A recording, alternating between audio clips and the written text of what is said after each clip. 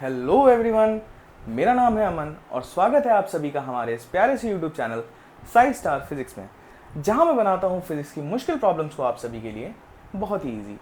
तो आज का जो हमारा टॉपिक है that is special theory of relativity. तो स्पेशल थ्योरी ऑफ रिलेटिविटी को पढ़ने से पहले ना हम कुछ आइडिया रिलेटिविटी के बारे में ले लेते हैं। तो भाई क्या है रिलेटिविटी?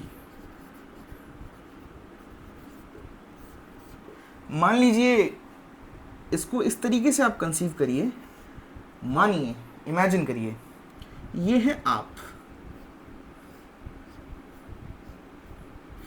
और आपके बगल से गया है ये रेलवे ट्रैक। अब इस रेलवे ट्रैक पर से भागती हुई एक गाड़ी, ट्रेन गाड़ी, रेलगाड़ी साए से आपके बगल से निकल जाती है। तो आपने क्या देखा? आपने अपने फ्रेम ऑफ रेफरेंस के हिसाब से देखा कि भाई वो ट्रेन जो है वो मोशन में है, लेकिन अब आप अपने आप को उस ट्रेन में बैठाइए। मैं कह रहा हूं प्लीज आप अपने आप को उस ट्रेन में बैठा लीजिए। टिकट खरीद के बैठाइए, बिना टिकट के साथ बैठाइए, पर बैठा लीजिए। बैठा लिया? टिकट ली थी ना, पक्की बात। तो अब जब आप अपने आप को ट्रेन में बैठा चुके हैं, तो ये है हमारी ट्रेन और ये हैं आप, और यहां दूर कहीं है एक पेड़। अब इमेजिन करिए, चलती हुई ट्रेन में कोई आवाज नहीं है, कोई भी आवाज नहीं है, कोई हवा नहीं है, कुछ नहीं चल रहा, कोई आपके बालों में, जुल्फों में हवा नहीं घुस रही, कुछ नहीं चल रहा, ना आवाज है, ना हवा चल रही है, ना आसपास की चीजें आपको कुछ और मोशन का सेंस दे रही हैं। फिर आप खिड़की से बाहर देखते हैं इस पेड़ की तरफ। अब आपको ये पेड़ मोशन में दिखाई पड़ेगा। क्या हो गया? मेंटोस जिंदगी, दिमाग की बत्ती जल गई। क्यों हुआ? क्योंकि ये पेड़ के फ्रेम ऑफ रेफरेंस के हिसाब से ये ट्रेन का फ्रेम ऑफ रेफरेंस मोशन में है, लेकिन इस ट्रेन के फ्रेम ऑफ रेफरेंस के हिसाब से ये पेड़ मोशन में है। ये क्या बात हुई से भैया जी? ये क्या बात हुई? चल तो ट्रेन ही रही है ना, पेड़ कब से चलने लगा? चलने नहीं लगा भाई, चलता हुआ प्रतीत हो रहा है। कहने का मतलब ये है कि जो आप ट्रेन में अभी अभी बैठे थे, वो ट्रेन में बैठे हुए आपके हिसाब से वो पेड़ चलता हुआ प्रतीत हो रहा है। वो चल नहीं रहा है, ऑल्दो वो प्रतीत हो रहा है। अब आपने दिमाग से ये नोशन निकाल दीजिए, बिल्कुल भी। यहां से मेंटोस खाइए और दिमाग की बत्ती जलाइए और यहां से बिल्कुल नोशन निकाल दीजिए कि वो पेड़ रेस्ट में है। अब देखिए, ट्रेन से आप ट्रेन में बैठे हैं, लेकिन कोई सेंस ऑफ मोशन नहीं है, क्योंकि सारे मैकेनिकल फैक्टर्स हम ऑलरेडी इमेजिन तरीके से हटा चुके हैं। मैंने इमेजिनेशन की हमारी दुनिया में वो कोई मैकेनिकल फैक्टर, जो तड़क तड़क की साउंड है, जो पौ पौ वाला हॉर्न है, जो आसपास से चलती हुई हवा आपके बालों में चीरती हुई जा रही है, वो कुछ भी नहीं है। तो अब आप अगर उस पेड़ को देखेंगे तो वो पेड़ आपको चलता हुआ दिखाई पड़ेगा। आपको लगेगा वो पेड़ आपसे दूर भागने का प्रयास कर रहा है। तो ये सारा का सारा खेल है दृष्टिकोण का। It is all about the perspective. तो एक लाइन है जो मैं आप सभी के साथ शेयर करना चाहूंगा, जिसके ऊपर मैं बहुत कड़े तरीके से अमल करता हूं कि nothing is absolute, everything is relative.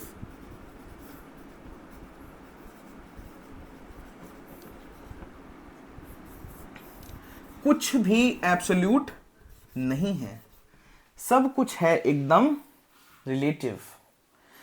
अब भाई मैं जो ये बात कह रहा हूं, इसका अर्थ तो मैं आपको पहले समझा चुका हूं कि आपके हिसाब से ट्रेन मूविंग थी, ट्रेन के हिसाब से आप मूविंग हैं। सही बात है। तो फ्रेम ऑफ रेफरेंस क्या है भाई? इस पूरी बात में जो मैंने अभी एक छोटा सा शब्द बोला था, फ्रेम ऑफ रेफरेंस क्या है? फ्रेम ऑफ रेफरेंस कुछ नहीं है। फ्रेम ऑफ रेफरेंस एक ऑब्जर्वेशनल पोस्ट है जिसके अपने पैरामीटर्स हैं और इसका अपना एक टाइम है।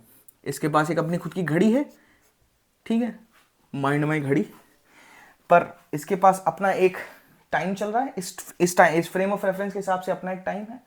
और इसके अपने अपने अपने ही खुद के अलग एक पैरामीटर्स हैं, x Y and Z.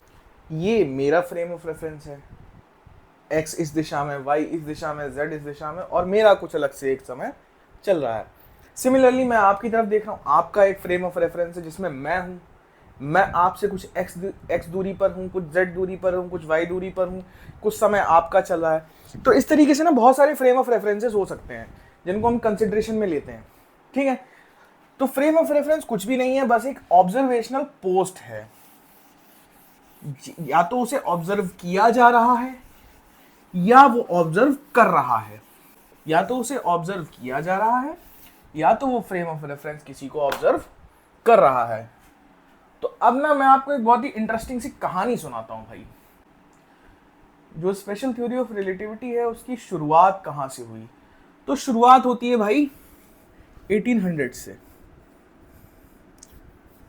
1800s में जो फिजिसिस्ट थे उनका मानना था जैसे साउंड प्रोपोगेट करती है थ्रू ए मीडियम, वैसे लाइट को प्रोपोगेट करने के लिए भी एक मीडियम लगता है। उस मीडियम को उन्होंने कहा लुमिनिफेरस ईथर।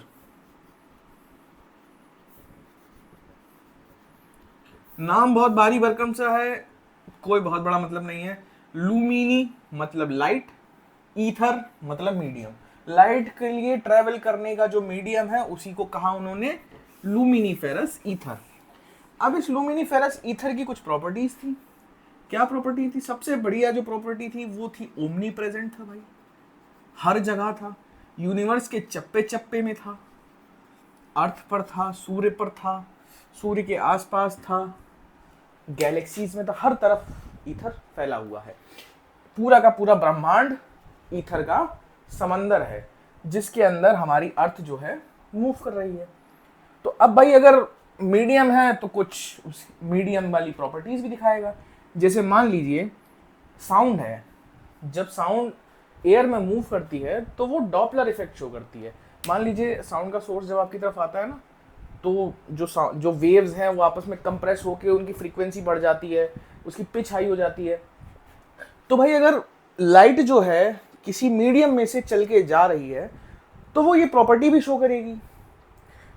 तो इसको ना प्रूव करने के लिए दो लोग आए, एक का नाम था एल्बर्ट माइकलसन और एक का नाम था हमारा एडवर्ड मोरले।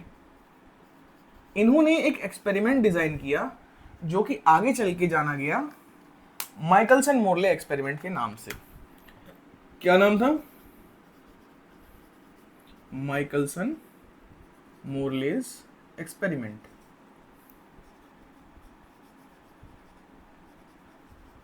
अब इस एक्सपेरिमेंटल सेटअप को जान लेते हैं भाई। इस एक्सपेरिमेंटल सेटअप में क्या क्या था? एक मरकरी से भरा हुआ एक पूल था जिसके अंदर की ये पूरा का पूरा सेटअप बिठाया गया था। क्या है ये? This is mercury pool. अब ये था यहां पर एक मिरर, इसी के 90 डिग्री एक और मिरर था और यहां पर था एक और मिरर। ये ना कहीं कहीं से तो लाइट पास होने दे रहा था और कहीं कहीं से ये रिफ्लेक्ट कर रहा था। तो मैं इसको रिफ्लेक्टिव तो नहीं दिखा रहा यहाँ पर। ये भी एक मिरर है। अब यहां से आती है एक लाइट की बीम। अब ये लाइट की बीम एक थोड़ी सी तो आगे बिल्कुल सीधी निकल जाती है, थोड़ी सी लाइट की बीम 90 डिग्री रिफ्लेक्ट होकर के दो भागों में स्प्लिट हुई है लाइट, एक सीधी निकल गई, एक ऊपर की तरफ। ठीक है। अब यहां से इस मिरर से ये लाइट रिफ्लेक्ट होकर के वापस आएगी, यहां से भी रिफ्लेक्ट होकर के वापस आएगी, इससे टकराएगी और वापस जहां से इसे ऑब्जर्व किया जाना है वहां पर फॉर्म कर लेगी एक इंटरफेरेंस पैटर्न। अब ऐसा इंटरफेरेंस पैटर्न जो फॉर्म कर लेगी भाई, लाइट दो में स्प्लिट हुई, आके आपस में उसका कंस्ट्रक्टिव इंटरफेरेंस होगा, डिस्ट्रक्टिव इंटरफेरेंस होगा, तो कुछ ना कुछ तो वो वैसे भी फॉर्म कर ही लेगी। तो ये इन्होंने बनाया क्यों, इस तरीके से क्यों बनाया? इसलिए बनाया कि अगर ईथर भाई पूरे ब्रह्मांड में फैला हुआ है तो अर्थ उस ईथर में से निकलती हुई सूरज के चक्कर लगा रही है। बिल्कुल सही बात है भाई, ईथर जब हर जगह फैला हुआ है और सूरज की चक्कर भी लगा रही है पृथ्वी, तो भाई पृथ्वी उस ईथर में से ही तो होके गुजरेगी। अब ईथर में से होके गुजरेगी तो कुछ ईथर विंड्स चलेंगी। कैसे चलेंगी भाई? गाड़ी में बैठे होते हो, गाड़ी चल रही है, शीशा खोल रखा है, अब हवा तो नहीं चल रही पर गाड़ी चल रही है, तो हवा तो फिर भी चल रही होती है आपके हिसाब से, आपके बालों में तो हवा लग रही है, आपकी जुल्फें तो उड़ रही हैं। तो भाई जब अर्थ जो है ईथर में से पास करेगी तो कुछ ना कुछ ईथर विंड्स चल रही होंगी अर्थ में। अब ईथर विंड्स चल रही होंगी तो जिस तरीके से sound waves Doppler effect show करती हैं, अब चाहे सोर्स मूविंग हो साउंड का या फिर मीडियम मूविंग हो, दोनों केसेस में डॉपलर इफेक्ट देखने को मिलता है। तो भाई मीडियम जब मूव कर रहा है, ईथर विंड्स चल रही हैं, तो हमें यहां पर कुछ ना कुछ इंटरफेरेंस पैटर्न में शिफ्ट देखने को मिलेगा। कब मिलेगा? अगर मैं इसे 90 डिग्री रोटेट कर दूंगा। अगर मैं इसे 90 डिग्री रोटेट करता हूं तो उन्होंने ये माना कि जो इंटरफेरेंस पैटर्न आ रहा है, अगर हम इसे 90 डिग्री रोटेट करेंगे तो अब ये वाला जो पोर्शन है ये उस ईथर विंड की डायरेक्शन में आ जाएगा और दूसरा वाला उसके परपेंडिकुलर चला जाएगा। तो अब अगर ऐसा होगा तो हमें जो है इस इंटरफेरेंस पैटर्न में शिफ्ट देखने को मिलेगा। जहां पे डार्क था वहां पे लाइट हो जाएगा और जहां पे लाइट था वहां पे डार्क हो जाएगा। हम ईथर की प्रेजेंस को एस्टेब्लिश कर देंगे और वाजी वाह, हमने प्रूव कर दिया है कि ब्रह्मांड में ईथर है। लेकिन ऐसा कुछ नहीं हुआ, फेल कर गया। 90 डिग्री रोटेट कर लिया, 1000 बार कर लिया, कोई शिफ्ट देखने को नहीं मिला। बिल्कुल गंदे तरीके से फेल कर गया ये एक्सपेरिमेंट। लेकिन ये एक्सपेरिमेंट फेल करने के बावजूद भी मॉडर्न फिजिक्स की नींव रख के चला गया। कैसे रख के चला गया?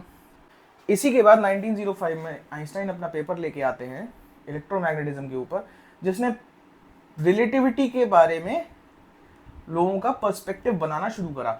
उस समय पर लोगों के समझ में नहीं आया था वो पेपर, और आज भी आप अगर उस पेपर को पढ़ेंगे तो आपके भी नहीं आएगा।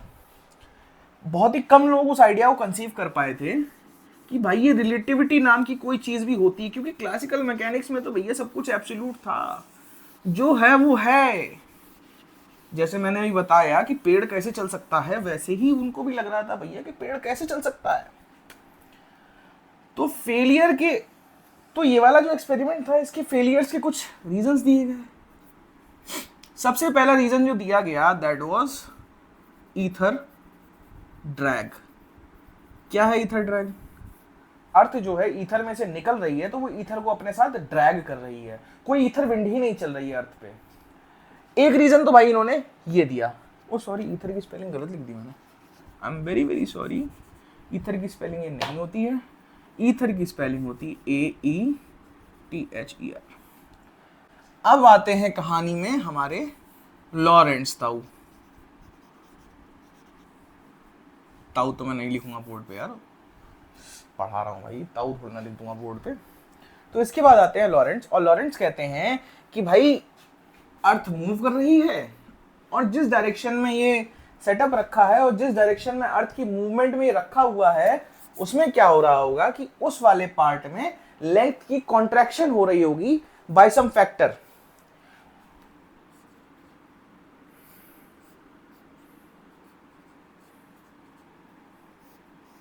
ये तो कहा हमारे लॉरेंट्ज ताऊ ने, लेकिन ना वो कंप्लीटली गलत तो नहीं थे, पूरी तरीके से लॉरेंट्ज गलत नहीं थे। वो कह रहे थे कि मैकेनिकली ये शॉर्ट हो रही, मतलब ये कुछ लेंथ जो है ना, अगर मैं स्केल लेके नापने जाऊं तो मुझे वो छोटी दिखाई पड़ेगी, लेकिन वो मैकेनिकल कॉन्ट्रैक्शन नहीं था। लेंथ कॉन्ट्रैक्ट हो रही होती है, लेकिन कॉन्ट्रैक्ट हो रहा होता है स्पेस टाइम फैब्रिक, ना कि मैकेनिकल लेंथ की contraction with in that arm of the experiment. Space time fabric shrink कर रहा है, ये मैकेनिकल वो नहीं, मैकेनिकल कॉन्ट्रैक्शन नहीं है, this is the contraction of entire space time. इसके बाद हमारे आइंस्टाइन भाई साहब आते हैं, हमारे आपके प्यारे से आइंस्टाइन जी, और 1905 में अपना पेपर लेकर के आते हैं जिसमें वो एक्सप्लेन करते हैं कि जो लाइट है, light is always travelling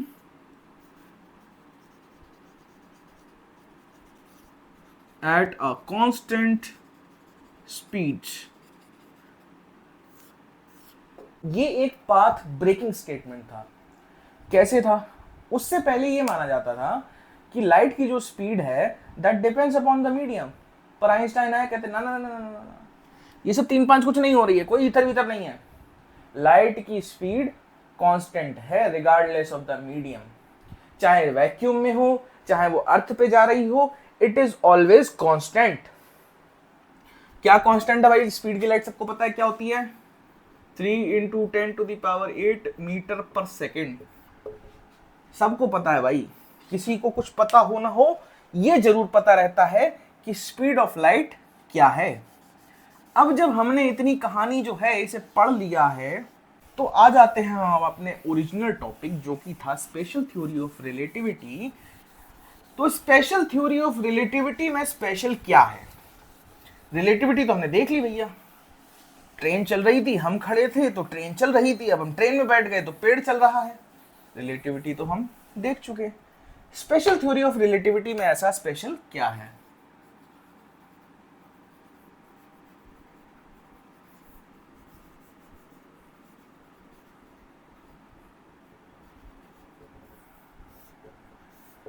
special theory of relativity में स्पेशल है कि हम जितने भी फ्रेम ऑफ रेफरेंस की बात करते हैं, those are inertial frame of references.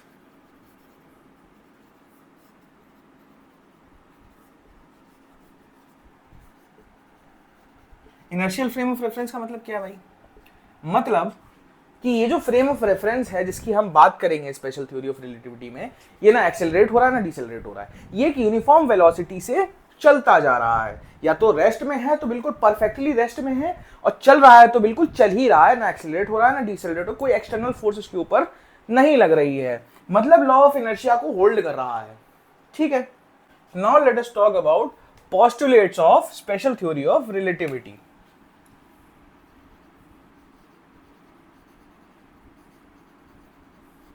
Postulates of special theory of relativity. तो इसके पोस्टुलेट्स क्या है भाई? इसके पोस्टुलेट्स तो हमें पढ़ने ही पड़ेंगे। तो इसका पहला पोस्टुलेट कहता है the fundamental laws of physics stay the same for all frame of references. The fundamental laws of physics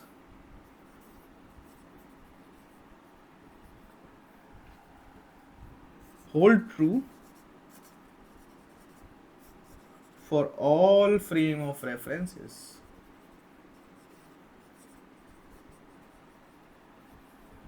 और दूसरा जो पोस्टुलेट हमारा कहता है द स्पीड ऑफ लाइट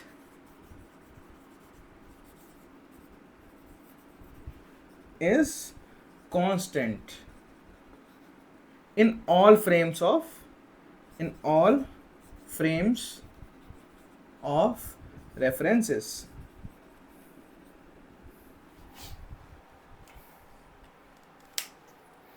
अब ये दोनों जो पोस्टुलेट्स हैं इनको मैं थोड़ा सा और एक्सप्लेन कर देता हूं। पहले पोस्टुलेट को पढ़िए, रिपीट करिए अपने दिमाग में। कहना क्या चाह रहा है? कहना ये चाह रहा है कि फंडामेंटल लॉज ऑफ फिजिक्स जो हैं वो सभी फ्रेम ऑफ रेफरेंस के लिए ट्रू होल्ड करेंगे।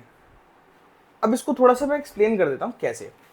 मान लीजिए करंट कैरिंग कंडक्टर है, करंट कैरी कर रहा है, इसके साइड में एक पॉजिटिव टेस्ट चार्ज रखा हुआ है, पड़ा हुआ है बस। तो अब ये जो करंट कैरिंग कंडक्टर है इसके साइड में ये पॉजिटिव चार्ज है, अब ये भी मूव करना शुरू कर देता है विद सम वेलोसिटी v। अब ये मूव करना स्टार्ट कर देता है तो इसके ऊपर कुछ फोर्स लगेगी जो कि होती Q into V cross B।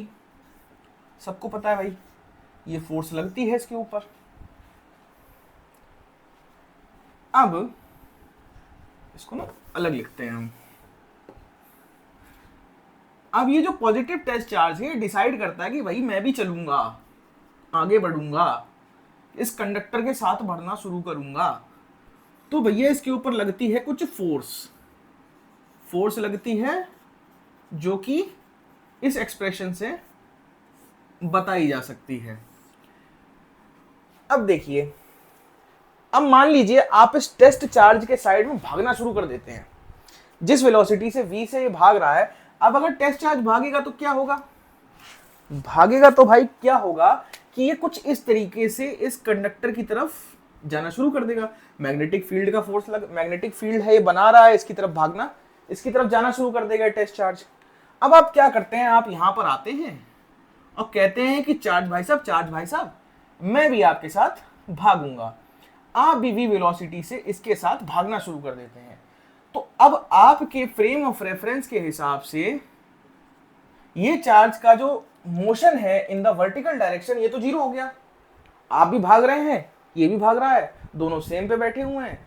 अब ये सीधे तो जा ही नहीं रहा। अब आपको सिर्फ दिखेगा कि ये जो चार्ज है ये वायर की तरफ इस तरीके से बढ़ रहा है। वेलोसिटी जीरो हो चुकी है आपके फ्रेम ऑफ रेफरेंस के हिसाब से, पर फिर भी ये भाग रहा है, यानी कि फोर्स तो यहां पे जीरो हो जाना चाहिए था, लेकिन ऐसा नहीं है। आप क्या देख रहे हैं उससे क्या फर्क पड़ता है भैया। आप एक सुबह उठे और आपने चार्ज के साथ भागना शुरू कर दिया, इसका मतलब ये थोड़ी ना है कि चार्ज के ऊपर फंडामेंटल लॉज ऑफ फिजिक्स लगना बंद हो जाएंगे। आपके हिसाब से जीरो दिखाई पड़ रही है, पर भाई ऐसा नहीं है। चार्ज वेलोसिटी v से मूव कर रहा है। किसी और स्टेशनरी फ्रेम से देखेंगे तो चार्ज अभी मूव कर रहा है, एक पागल इंसान उसकी साइड में भागता हुआ भी नजर आ रहा है। तो यहाँ पर बात सिर्फ इतनी सी है कि भाई फ्रेम ऑफ रेफरेंस के हिसाब से तो हमें लग रहा है कि इसकी वेलोसिटी जीरो है, इसके ऊपर कोई फोर्स भी नहीं लगनी चाहिए, लेकिन फोर्स लग रही है, क्योंकि इसका मतलब ये है कि ये फ्रेम ऑफ रेफरेंस के हिसाब से इसकी वेलोसिटी जरूर जीरो है, लेकिन उसकी वेलोसिटी जीरो नहीं है। मतलब कि the fundamental laws of physics are still holding true regardless of the frame of reference. इस फ्रेम ऑफ रेफरेंस से देखो तो भी ट्रू होल्ड करेंगे, किसी और फ्रेम ऑफ रेफरेंस से देखो तो भी ट्रू होल्ड करेंगे। ठीक है भाई।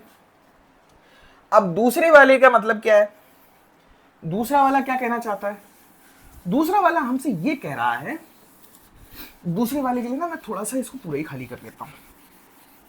1905 में आइंस्टाइन अपना पेपर लेकर के आते हैं, जिसके अंदर वो बात करते हैं इस रिलेटिविटी की।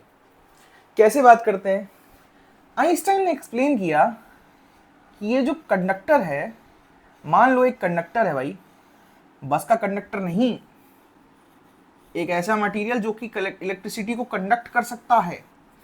अगर मैं इसे मैग्नेट के पास रखता हूं और इसके अंदर कुछ मूवमेंट करता हूं, तो ये मैग्नेटिक फोर्स को महसूस करना शुरू कर देता है। सेम वे में अगर इस कंडक्टर के पास से मैं एक मैग्नेट को इस तरीके से मोशन कराऊं या इस तरीके से मोशन कराऊं, तो इस कंडक्टर में करंट का बहाव आने लग जाता है। भाई दोनों है तो सेम ही, तो हम क्यों इन्हें अलग अलग पढ़ रहे हैं। भाई आइंस्टाइन ने कहा कि जब दोनों सेम है तो हम इन्हें अलग अलग पढ़ क्यों रहे हैं, है तो ये दोनों सेम ही फिनोमिना।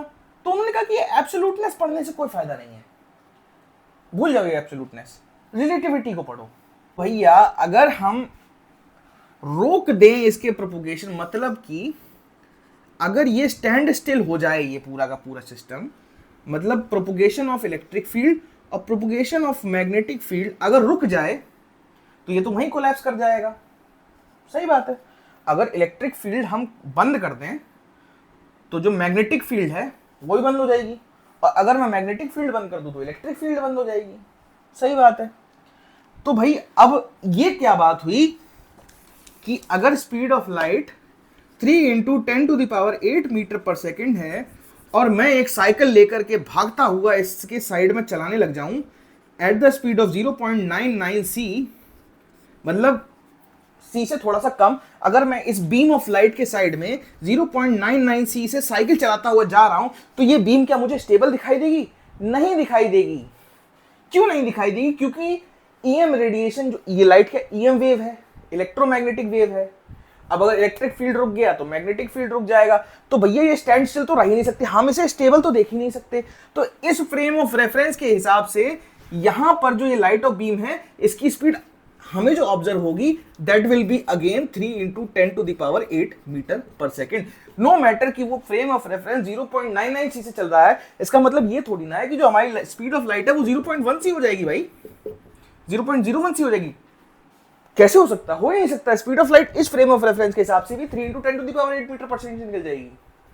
तो यानी कि speed of light is constant for all frame of references, चाहे वो फ्रेम ऑफ रेफरेंस 0.99 सी की स्पीड से ही क्यों ना चल रहा हो। ठीक है भैया, सॉरी भाई, बह जाता हूं मैं भावनाओं में। क्या करें यार, फिजिक्स है ही ऐसी, ऐसा लगता है किसी को कुछ भी समझ में नहीं आ रहा है, फिर मैं चिल्लाना शुरू कर देता हूं। I am very very sorry for that. हम बात कर लेते हैं लॉरेंट्ज ट्रांसफॉर्मेशंस की। लॉरेंट्ज ट्रांसफॉर्मेशन हमने अभी थोड़ी देर पहले देखा था। लॉरेंट्ज चाचा आते कहते हैं भैया लेंथ कॉन्ट्रैक्ट हो जाती है। ठीक, लॉरेंट्ज ट्रांसफॉर्मेशंस,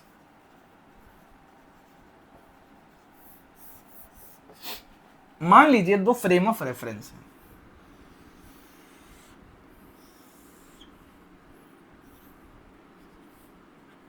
ये फ्रेम ऑफ रेफरेंस है S और एक और फ्रेम ऑफ रेफरेंस है S डैश।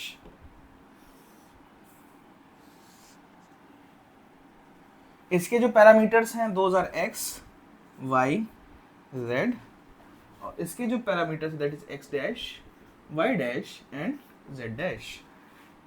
इसका जो time parameter that is T और इसका जो है दैट इज T डैश। अब इसको ऐसे इमेजिन करो, सबके मोहल्ले पड़ोस में थोड़ी सी नोजी आंटी होती है भाई, दूसरों के पशुओं में थोड़ा सा ज़्यादा इंटरेस्ट लेने वाली।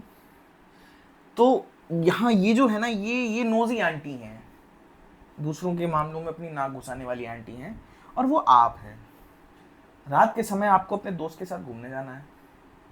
आप रात, ये आंटी अपनी बालकनी में बैठी हैं रेस्ट पे।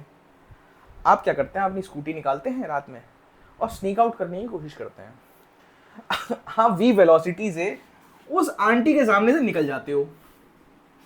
आंटी ने देखा, अब आंटी बताएंगी तो हैं, देखो आपके घर पे क्या बताएंगी कि भैया आपका लड़का जो था वो वी वेलोसिटी से मेरे सामने से रात में भाग गया, मेरे सामने से निकला है, कहीं तो जा रहा था, देख लीजिए, लड़का बिगड़ रहा है आपका। तो मेरा कहने का मतलब है कि जो एच फ्रेम ऑफ रेफरेंस है दैट इज इन रेस्ट, और ये दोनों इनर्शियल हैं, इसमें कोई एक्सेलरेशन नहीं हो रहा है, और इसके पास ये फ्रेम ऑफ रेफरेंस निकल गया भाई वी वेलोसिटी से। अब मान लो यहां पर एक पॉइंट है P जो कि है X dash, Y dash, Z dash and T dash पर। अब ये जो फ्रेम ऑफ रेफरेंस है इसके हिसाब से P क्या होगा, P ये होगा, P का जो ये वाला पोर्शन का डिस्टेंस है X का दैट इज X डैश। ठीक है, और इस फ्रेम ऑफ रेफरेंस के हिसाब से ये है X पर, ये जो फ्रेम ऑफ रेफरेंस है ये वाला, ये X दूरी पर है। इस फ्रेम ऑफ रेफरेंस के हिसाब से ये वाला जो P पॉइंट है ये जो है दैट इज एट X। ठीक है, और S डैश के हिसाब से ये X डैश पर है। तो गैलीलियन ट्रांसफॉर्मेशन, यानी क्लासिकली गैलीलियन ट्रांसफॉर्मेशन क्या कहती है, ट्रांसफॉर्मेशन का मतलब है इनके बीच का रिलेशन क्या है। गैलीलियन ट्रांसफॉर्मेशन ये कहता है कि भाई X डैश जो है that will B X minus VT। VT कैसे भाई, इस पॉइंट से इस पॉइंट पे आने में इस फ्रेम ऑफ रेफरेंस को v वेलोसिटी से t टाइम ही तो लगा होगा। अकॉर्डिंग टू दिस वेलोसिटी किसके रेफरेंस में है, इसके में है। ठीक है, इस फ्रेम ऑफ रेफरेंस में। टाइम अभी हम किसका कंसीडर कर रहे हैं, इस फ्रेम ऑफ रेफरेंस का। तो यहां तक तो ये x था, इसके बाद ये जो डिस्टेंस है that will B vt। Fine. अब y में तो कोई मूवमेंट हो नहीं भैया, उड़ के थोड़ी ना, स्कूटी तो सीधे जा रही है ना, आंटी के सामने से ही तो निकले हो, आंटी के सामने से निकले हो, आंटी के ऊपर से रॉकेट में लॉन्च थोड़ी ना हो गए हो। तो y dash will remain y और z dash will remain z, और जो t है that will B t dash. Not a big deal भैया। अब जो क्लासिकली क्या कहता है भाई, टाइम थोड़ी ना अलग हो जाएगा, टाइम तो वही चल रहा है, सबके लिए वही चल रहा है, क्लासिकली तो यही माना जाता था। लेकिन लॉरेंट्ज ट्रांसफॉर्मेशन क्या कहता है, लॉरेंट्ज ट्रांसफॉर्मेशन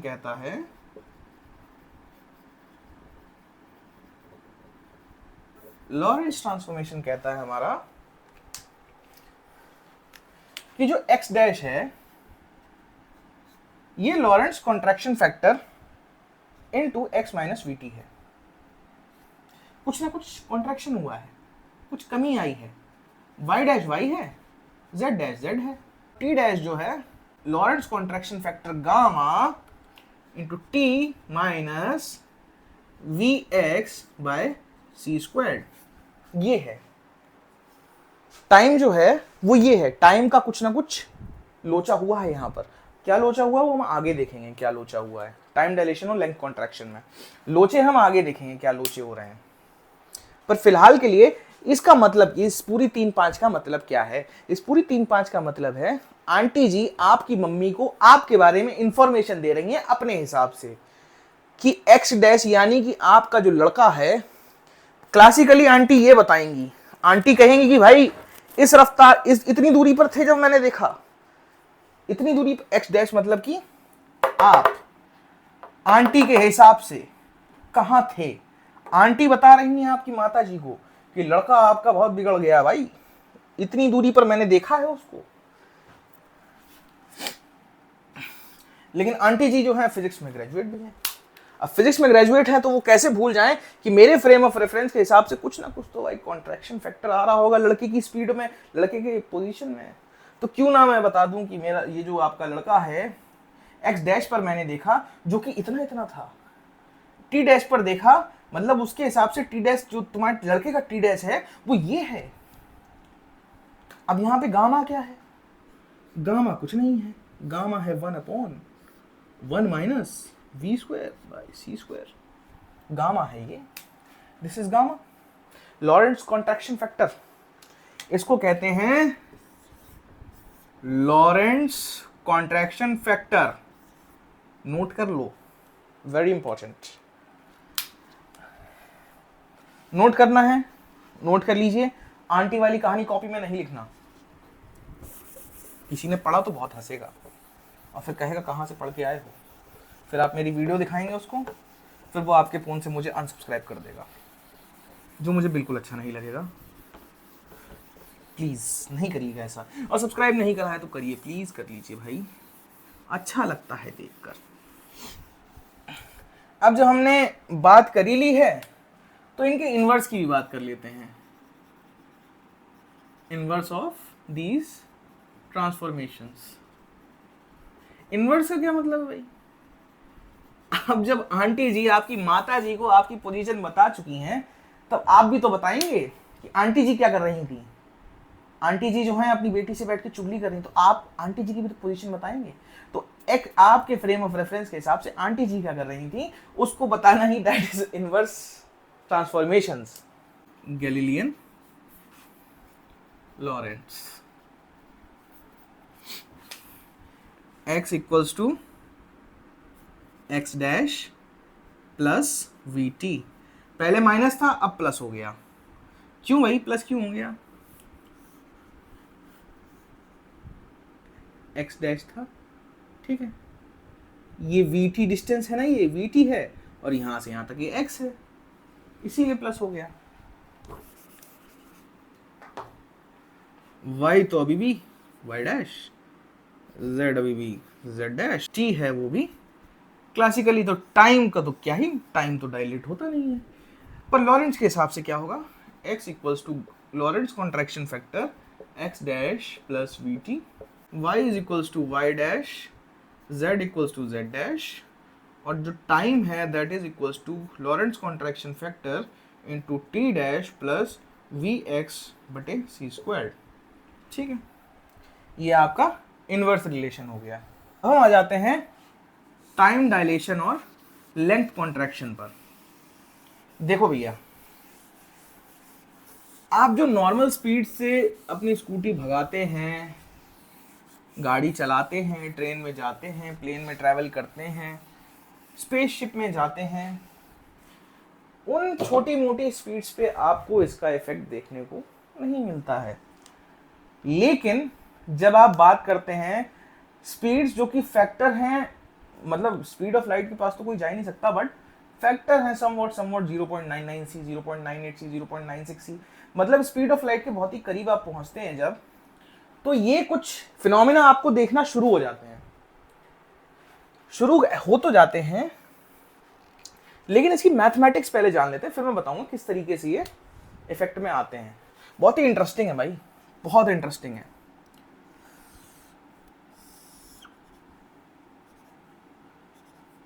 वही आंटी जी वाला फ्रेम, और ये जो आप बहुत ही सीधे से हैं, सीधे सादे से, ये आपका frame S dash X dash Y dash X and Y, कुछ टाइम चल रहा है, यहां पर कुछ टी डैश। अब इस फ्रेम ऑफ रेफरेंस में एक ऑब्जेक्ट है ऑफ लेंथ एल। हाँ, ये वाला जो फ्रेम है that is moving with velocity v।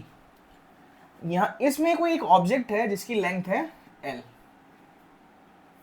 अब इस फ्रेम के हिसाब से ये x1 डैश है और ये x2 डैश है। इस फ्रेम के हिसाब से ये क्या होगा? इस फ्रेम के हिसाब से this will be x1 and this will be x2. Fine, no issues. तो हम अगर लॉरेंट्ज ट्रांसफॉर्मेशन की माने, अगर मैं यहां पर लॉरेंट्ज ट्रांसफॉर्मेशन की मानूं तो x, अच्छा लेंथ क्या, पहले लेंथ देख लेते हैं। लेंथ क्या होगी? लेंथ होगी x2 dash minus x1 dash. कोई दिक्कत नहीं है भाई, इसके बीच का डिफरेंस ही तो इसकी लेंथ होगी, नो इशू। अब ये इसी फ्रेम के हिसाब से तो मैं इसे ना एल नॉट कह देता हूं, मतलब ये दोनों सेम फ्रेम में है, तो इसकी सबसे एक्यूरेट लेंथ भी यही फ्रेम वाला बता पाएगा। तो इसकी सबसे एक्यूरेट लेंथ को मैं एल नॉट से रेफर करता हूं, जिसे मैं कहता हूं प्रॉपर लेंथ। ठीक है, अब इस वाले फ्रेम के हिसाब से इसकी जो लेंथ होगी उसको मैं एल रेफर करता हूं, जो कि हो जाएगा x2 माइनस x1। ठीक है, फाइन, x1। अब x2 डैश लॉरेंट्ज ट्रांसफॉर्मेशन के हिसाब से x2 dash is gamma x2 minus vt। अभी पढ़ा था हमने पहले, थोड़ी देर पहले ही हमने इसको डिस्कस किया है कि कैसे होगा। ये वाले पॉइंट की बात कर रहे हैं ना, मतलब जहां एक पॉइंट के बारे में पढ़ रहे थे, हम दो पॉइंट को डिस्कस कर लेते हैं। x1 डैश क्या होगा according to Lorentz transformation? That will be gamma x1 minus vt। अब मैं इनको माइनस कर देता हूं, लेट मी सब्ट्रैक्ट दिस। तो x2 dash minus x1 dash equals to gamma, common आ गया बाहर, ये vt से vt कैंसिल हो जाएगा, ये प्लस बनेगा क्योंकि यहाँ माइनस साइन से मल्टीप्लाई प्लस बनेगा, ये कट जाएंगे आपस में, दिस विल कैंसिल आउट। तो ये बनेगा x2 minus x1। x2 minus x1 क्या है हमारा?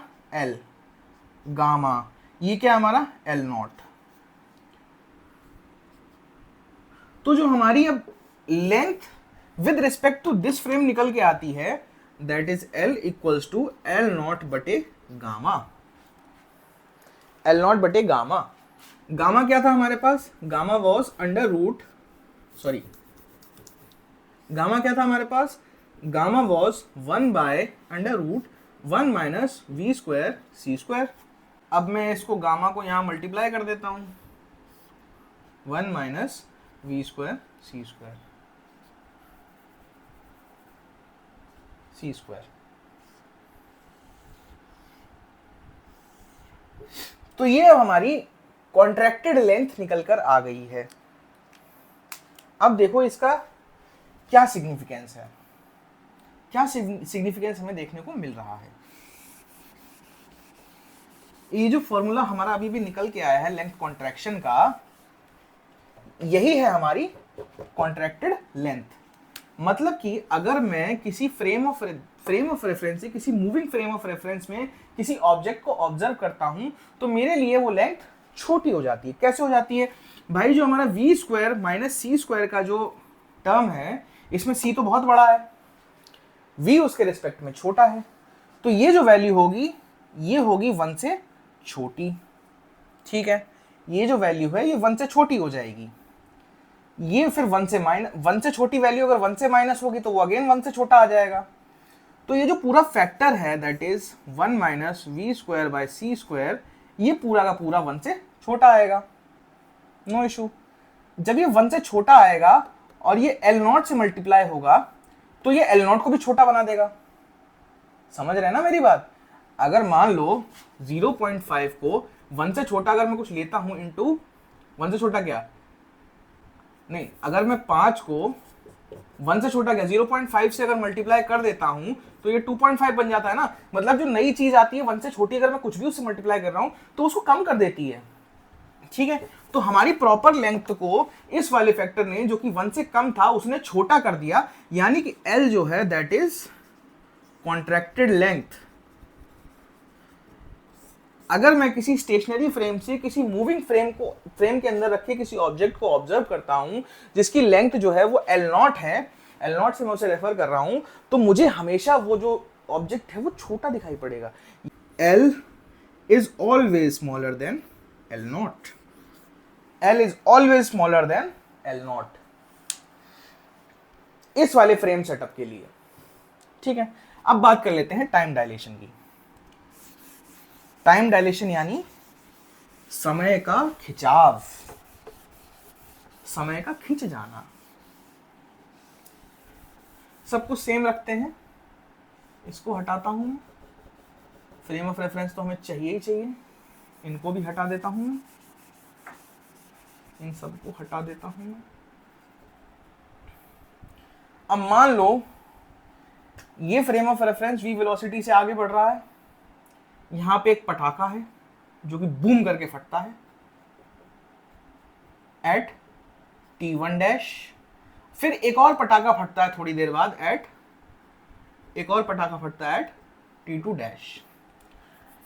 अब ये पटाखे का t1 डैश पटाखे का जो फटने का समय था वो यहां पर सुनाई देता है एट टाइम t1।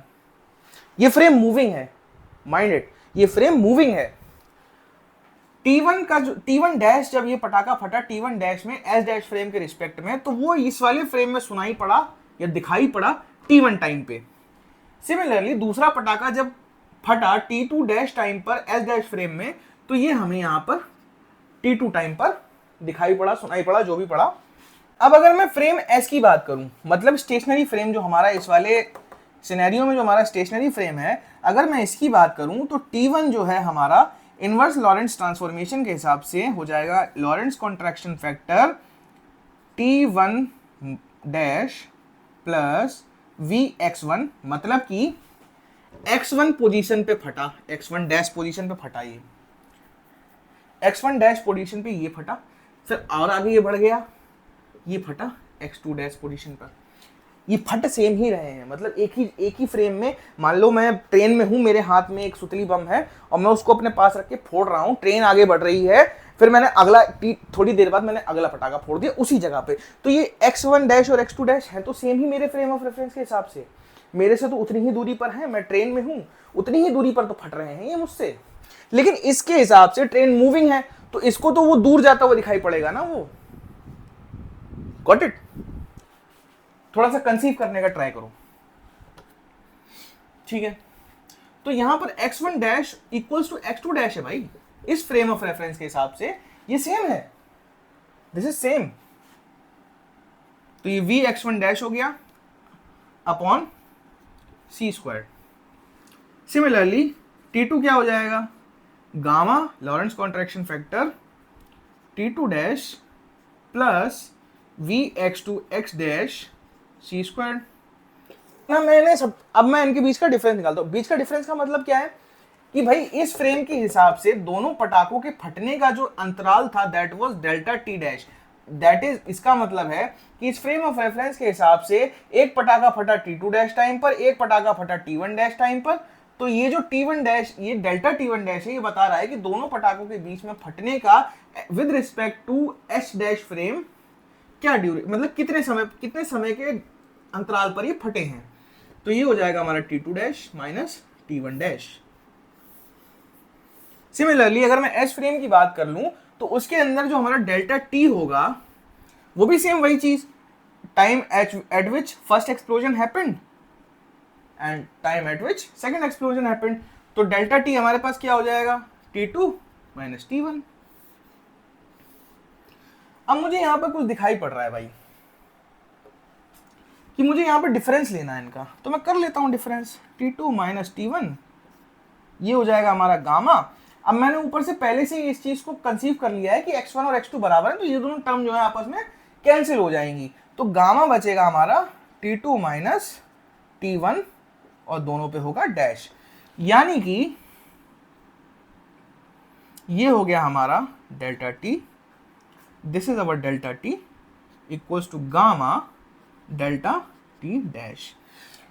अब इस फ्रेम ऑफ रेफरेंस में ये चीज जो हो रही है, इस फ्रेम ऑफ रेफरेंस में, तो ये सबसे एक्यूरेट टाइम इंटरवल बता रहा है हमें, तो क्यों ना मैं इसको डेल्टा टी डैश लिखने की बजाय यहां लिख दूं टी नॉट, यानी proper time. Delta t not is proper time,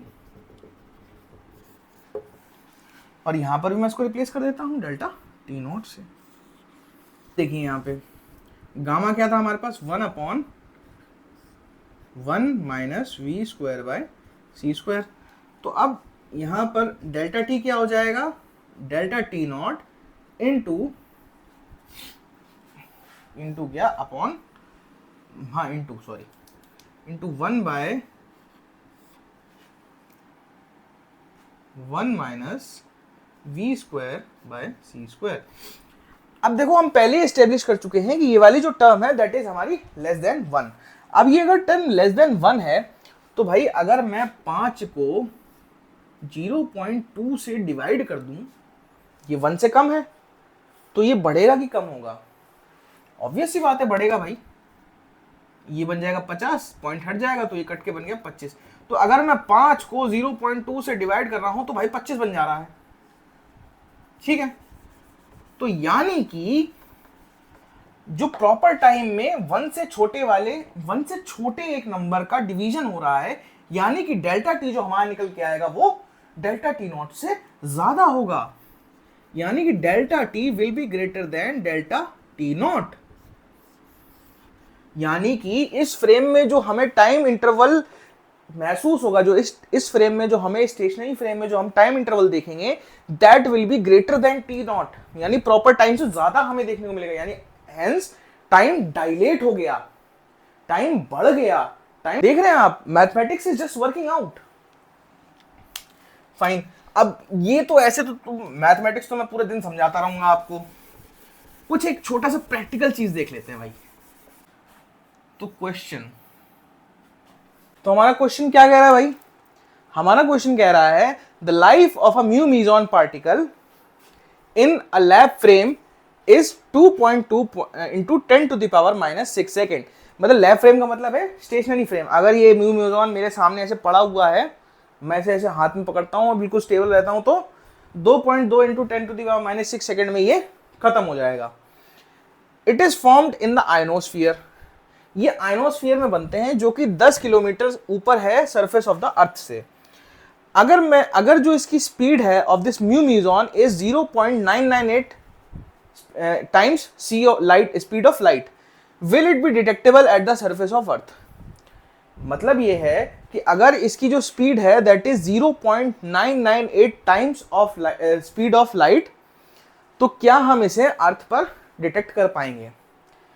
तो भाई या तो इस क्वेश्चन को आप टाइम डायलेशन से कर लीजिए, या तो इस क्वेश्चन को आप लेंथ कॉन्ट्रैक्शन से कर लीजिए, यानी कि ये स्पीड ऑफ लाइट के बहुत ही करीब चल रहा है, तो या तो इसके लिए लेंथ छोटी हो गई या तो इसका लिए टाइम बड़ा हो गया। दोनों ही तरीकों से मैं आपको करके दिखा देता हूं। देखिए सबसे पहले अगर इसकी लाइफ इतनी है और ये उस स्पीड से चल रहा है, मतलब तो ये इतनी देर में कितना डिस्टेंस ट्रेवल कर लेगा, distance mu meson can travel in its life with respect to lab frame. मतलब लैब फ्रेम के हिसाब से इसकी जो लाइफ है दैट इज दिस मच, और इतनी स्पीड से ये चल रहा है, तो ये कितनी डिस्टेंस को ट्रैवल कर सकता है, ये हम कैलकुलेट करने जा रहे हैं। तो डिस्टेंस क्या होता है, d equals to v into t. D will be, v क्या है हमारे पास 0.998 into 3 to 10 to the power 8 metre per second, into time क्या है हमारे पास 2.2 into 10 to the power -6 second. Per second से सेकेंड कट जाएगा, बचेगा क्या, सिर्फ metres. d equals to, calculator कहाँ है मेरा, 0.998 into 3 into 2.2, that is 6.5868 into -6 से 8, ये जब दोनों आपस में आएंगे साथ में तो ये बचेगा 10 टू द पावर 2 मीटर। तो डिस्टेंस जो हुआ दैट इज 658 मीटर्स, 658.68 मीटर लिख लो चाहे, चलो लिख लेते हैं 68 मीटर्स। मतलब म्यू मीज़ॉन खत्म होने से पहले अगर इस स्पीड से चल रहा है तो इतनी डिस्टेंस ये ट्रैवल कर जाएगा। तो अगर ये इस स्पीड से चल रहा है तो इस पे क्या इफेक्ट हुआ होगा, 10 किलोमीटर की मतलब ये है आयनोस्फीयर और ये है सरफेस ऑफ अर्थ, इसके अंदर 10 किलोमीटर की डिफरेंस है। यहां से म्यू मीज़ॉन चला नीचे की तरफ तो भाई स्पीड ऑफ लाइट के आसपास चल रहा है, तो इसके लिए जो लेंथ है वो छोटी हो जाएगी। अब वो छोटी हो जाएगी, क्या वो इतनी छोटी हो जाएगी कि इस डिस्टेंस, मतलब क्या वो इतनी छोटी हो जाएगी कि जितना डिस्टेंस वो ट्रेवल कर सकता है अपनी लाइफ में, अपनी लाइफ के हिसाब से जितनी डिस्टेंस वो ट्रेवल कर सकता है, क्या ये डिस्टेंस 10 किलोमीटर की उतनी छोटी हो जाएगी। देख लेते हैं भाई कितनी छोटी होगी कितनी नहीं होगी, देख लेते हैं भाई। तो लेंथ कॉन्ट्रैक्शन का हमारे पास क्या फॉर्मूला था, L equals to L not into 1 minus we square बटे सी स्क्वायर।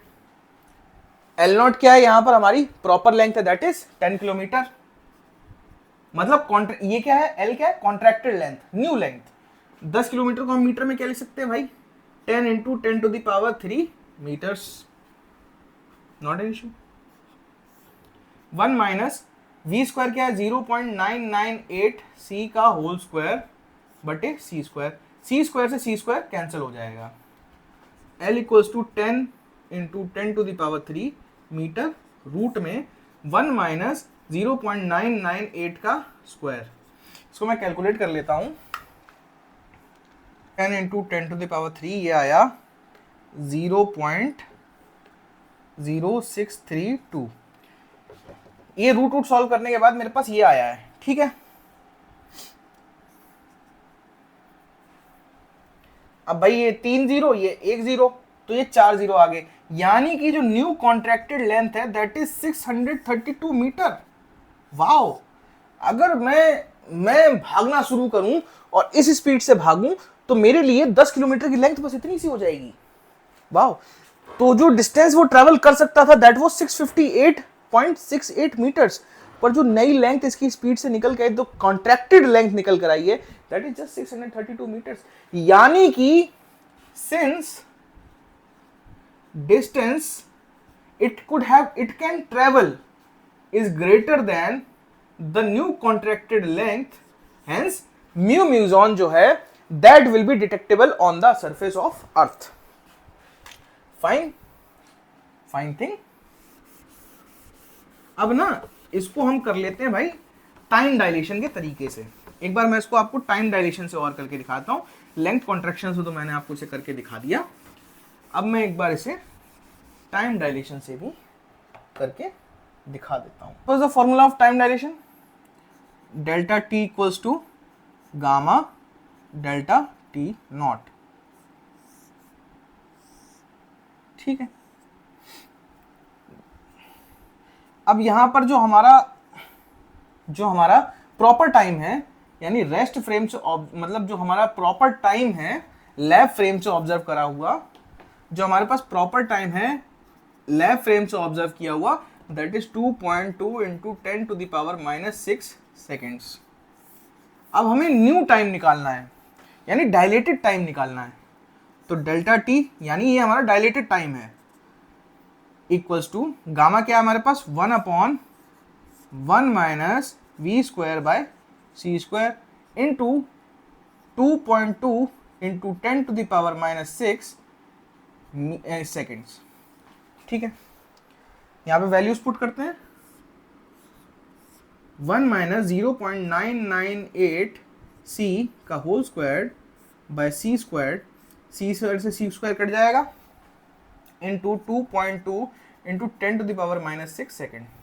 अब अगर मैं इसको पूरा कैलकुलेट करूं जैसे मैंने पहले करा था, तो ये जो रूट की वैल्यू के अंदर जितना भी है ताम झाम इसको स्क्वायर करने के बाद 1 से माइनस करने के बाद स्क्वायर रूट लेने के बाद जो मेरे पास बचेगा that will B 0.063 into 2.2 into 10⁻⁻6 seconds. अगर मैं इसको सॉल्व करता हूं, जो मेरे पास डायलेटेड टाइम निकल के आता है, यानी डेल्टा टी जो मेरे पास अभी डायलेटेड टाइम क्या है, डेल्टा टी, जो डेल्टा टी मेरे पास निकल के आता है दैट इज 34.80 इंटू 10⁻6 सेकेंड। अब ये तो मेरा डायलेटेड टाइम आ गया। देख रहे हैं आप, अगर इसकी लाइफ इतनी थी और इसने स्पीड से भागना शुरू करा किसी स्पीड से 0.998 सी से, तो इसकी जो टाइम है वो बढ़ गया। कैसे, वो कितना बढ़ गया, 34.80 इंटू 10⁻6 सेकेंड्स। लेकिन गलती से भी आप ये मत समझ लीजिएगा कि म्यू मीजॉन को महसूस हुआ कि वो 34.80 सेकेंड जिंदा रह गया। उसके लिए अभी भी वो 2.2 इंटू 10⁻⁻6 सेकेंड तक ही जिंदा है। लेकिन जो लैब फ्रेम है, यानी इस फ्रेम जो कि रुका हुआ है, एस फ्रेम है, वेलोसिटी नहीं है जिसमें, जो स्टेशनरी फ्रेम है वो देख रहा है कि नहीं, अब म्यू मीजॉन 34 सेकंड तक जिंदा है, 34 इंटू 10⁻6 सेकंड तक जिंदा है। लेकिन म्यू मीजॉन को ऐसा बिल्कुल नहीं लगेगा। म्यू मीजॉन अभी भी अपने आप के लिए इतनी ही समय तक उसकी लाइफ है।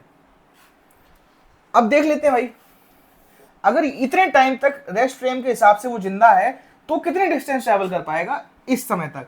तो भैया distance travelled equals to v into t, simple formula.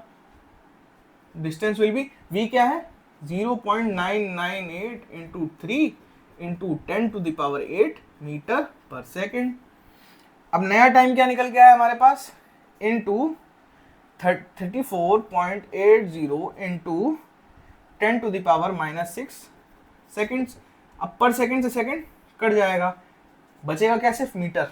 आप इसे कैलकुलेटर से कैलकुलेट करेंगे ना तो इसकी वैल्यू पता क्या निकल कर आएगी, इसकी वैल्यू निकल के आएगी 104.1912 इंटू 10⁻² मीटर्स। अब भाई किलोमीटर में कितना होगा, पहले मैं 10 की पावर 2 को अंदर मल्टीप्लाई कर लेता हूँ, 10419.12 मीटर्स।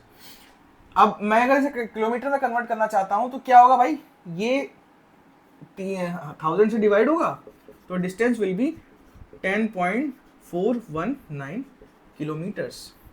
वाओ।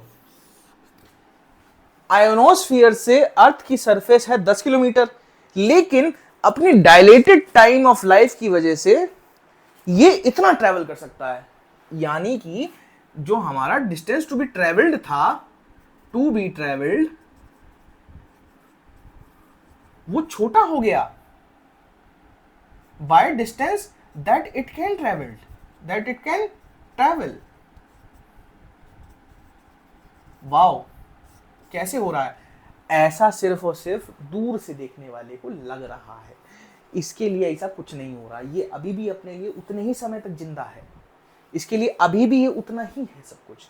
ये सिर्फ ऑब्जर्वर को दिखाई पड़ रहा है, और वो भी तब जब ये इस स्पीड से चल रहा है, nearly approaching to speed of light. तो कहानी ये सारी की सारी रिलेटिविटी की ना आपको असलियत में दिखाई तो तभी पड़ती है जब आप स्पीड ऑफ लाइट को अप्रोच करना स्टार्ट करते हैं। उससे पहले ये सब आपको बहुत ही बेतुकी बचकानी बात लगेगी। लेकिन खैर क्या करें, क्लासिकल फिजिक्स तो फेल कर ही गई थी काफी सारी चीजों में, तो रिलेटिविटी पढ़ना तो बहुत जरूरी है। अभी एनर्जी मास रिलेशन भी आएगा, बहुत कुछ आएगा, वो भी पढ़ेंगे। अगर आपको मजा आया ये लेक्चर देखने में, अगर आपको कुछ सीखने को मिला हो नया, तो प्लीज करें मेरे चैनल को सब्सक्राइब, करें मेरी वीडियो को लाइक और भर दे प्यारे प्यारे कमेंट से। मिलते हैं आपसे अगले लेक्चर में, तब तक के लिए बाय बाय।